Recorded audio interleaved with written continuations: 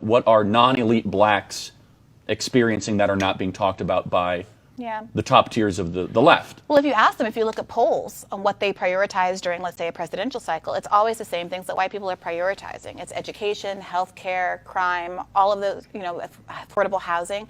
It's the same stuff, which is why it's so frustrating when you work, like I did, for a candidate like Bernie Sanders, that has a progressive platform that's meaningfully geared to addressing all of those concerns. And then you have the liberal chattering class saying, oh, it's somehow racist because it's not a specifically targeted racist policy. Now, there are some things that exist in the world that I think are explicitly racist in nature. Certain very specific kinds of discrimination. I'd say redressing, redlining is an instance. I've heard you talk before compassionately about what happened to Japanese people during internment, and I think it was right and proper to offer them reparations as a consequence. That has never obviously happened in the context of Black Americans.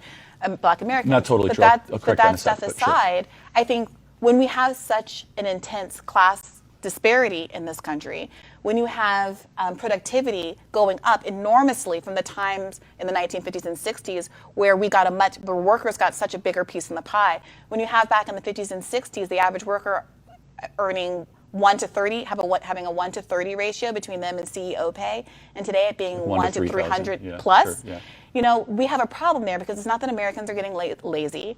Americans are more productive than ever and working harder than ever, pulling more shifts, and we even have everybody in the workforce now. As we said, people can't afford to have a parent staying at home.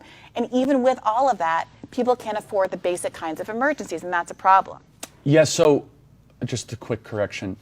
We did do a reparation program after Civil War. It was like 19 million acres given to Black Americans, like the size of South Carolina. But I'm actually more interested in what we could substantively dive in here. Like, I agree. I'm tired of talking about race all the time. I really am. I'll be honest. And what interests you about it?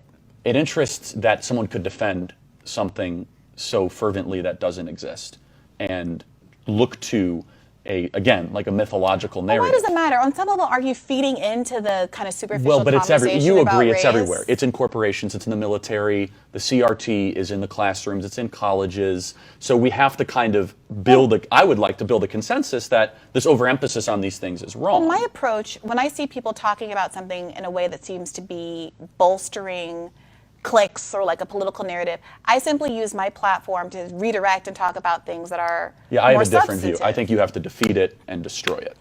So, I don't know. I think that it raises this is a tactical issue. Yeah, right? But I think it raises a cottage industry of people who are talking about the existence of something that, frankly, so we obviously disagree that systemic racism exists.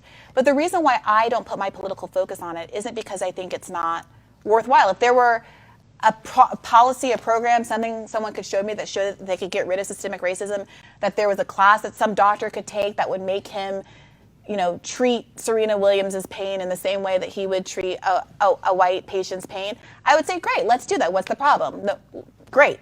But that's not the way the world works. And many of these kinds of programs have shown to be very ineffective and a waste of money. And what we do know is all of the things that do work. Okay. To your point about the way social policies are constructed in a way that disincentivizes people from getting married. I could not agree more.